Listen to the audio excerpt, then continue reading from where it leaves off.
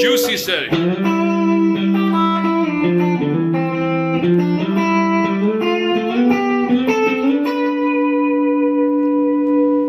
We're playing only the B string and the G string with our hybrid picking. I'll show you how that goes later on. Okay, we'll be using two basic shapes. We're using the shape that we use in our G chord with our middle and index finger.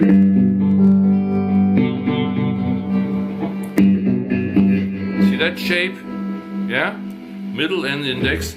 And we're using the shape that we, second shape is the E minor shape that we use with our middle and our index, our ring, middle and ring.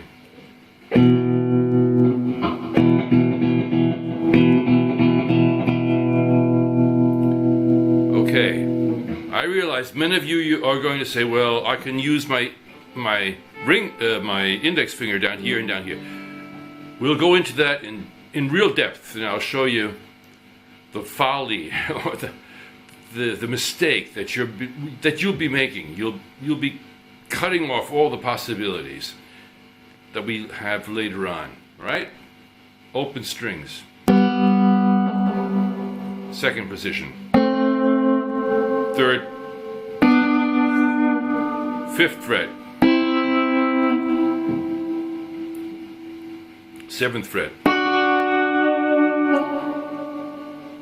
eighth fret, 10th fret, 12th fret. Here, the 12th fret with my E minor shape. Huh? I switch to the G shape. 2 down. I switch around again to the E minor shape. Back. Up to the first fret. 0. Do, re, mi, fa, sol, la, ti, do.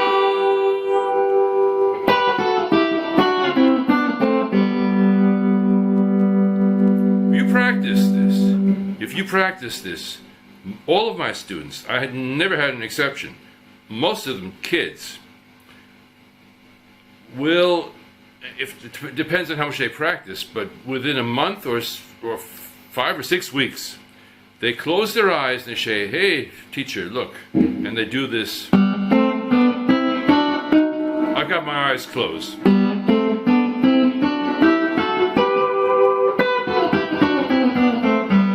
You go faster and faster.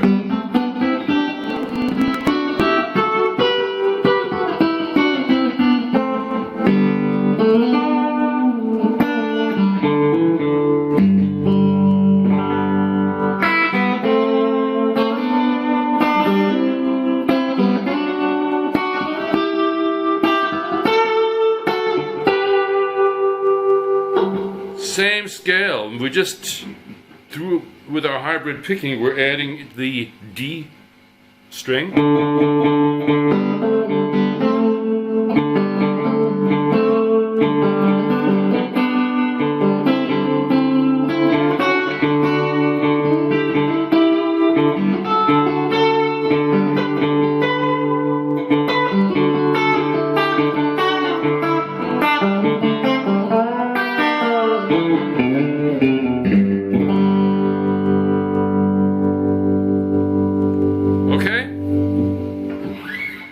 That's the beginning. That's the beginning, and you've got to practice that. Get that structure into your brain, because you are going to be using it forever, or as long as you live, as long as you play guitar. Your guitar playing life, you'll be using this structure. And I'm going to show you why we use this position. Right? Ring and middle finger. The E minor shape. Instead of just using our index finger down here. realize sometimes it seems as though this is quicker. And I can do it.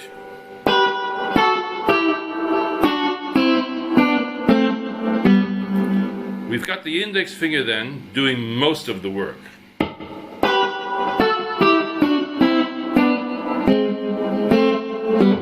Little mistake.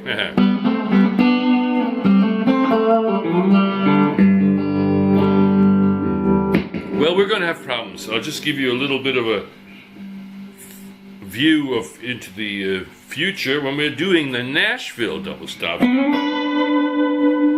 can forget this finger because you need these two. You can use it, of course, but it doesn't sound the same. You're missing fingers that belong up here. No?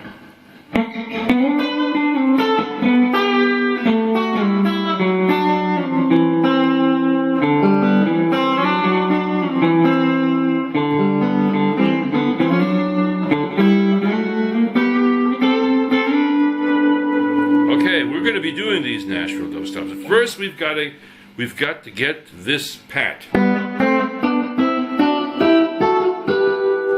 Right?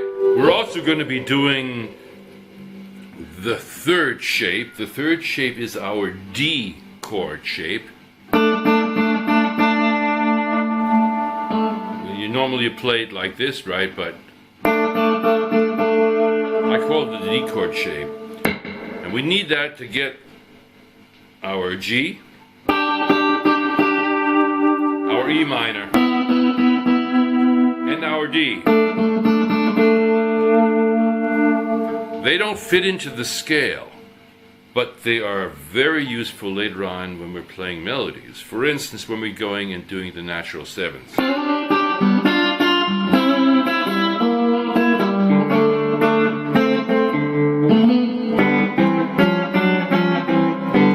Nashville double stops on the high E and the G string, or on the B and the D string. That's what we're going to be doing. We'll be doing the seventh. At the latest, you'll realize, I've got to use these two fingers for certain positions. It's easier on your brain. Easier for the brain when you have a reversal of fingers. It's very, it feels good. It feels good when you switch around. Instead of just using one finger, it feels good when you switch. Watch.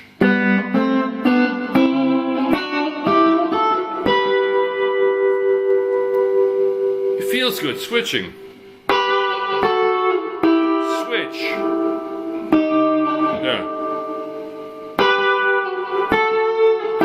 Switch. Switch back.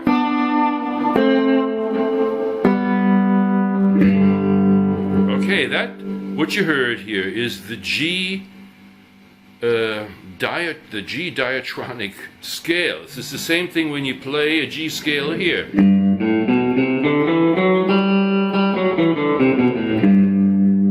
Forget the pentatonic.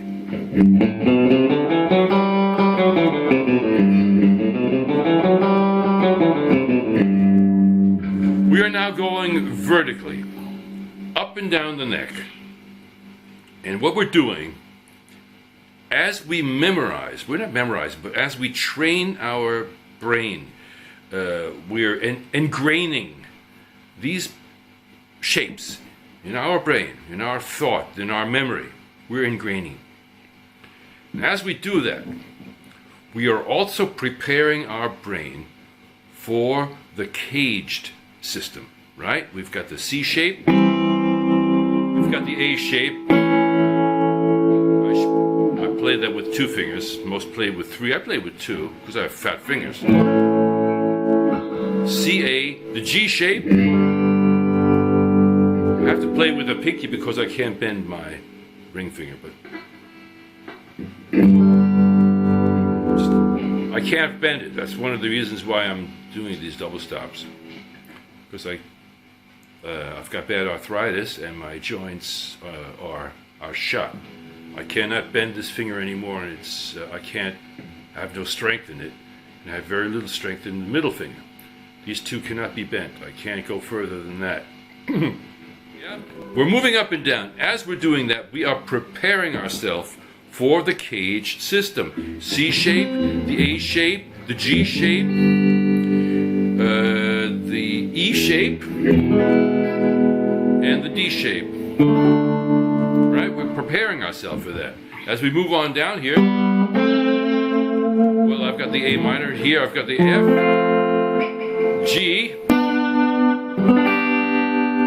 the E shape, right? Here I move on down to the C position. That's the A shape. Same goes for the D. F shape by the C, F shape by the D, and on down to the G. E minor shape there. Yeah, I can move my finger.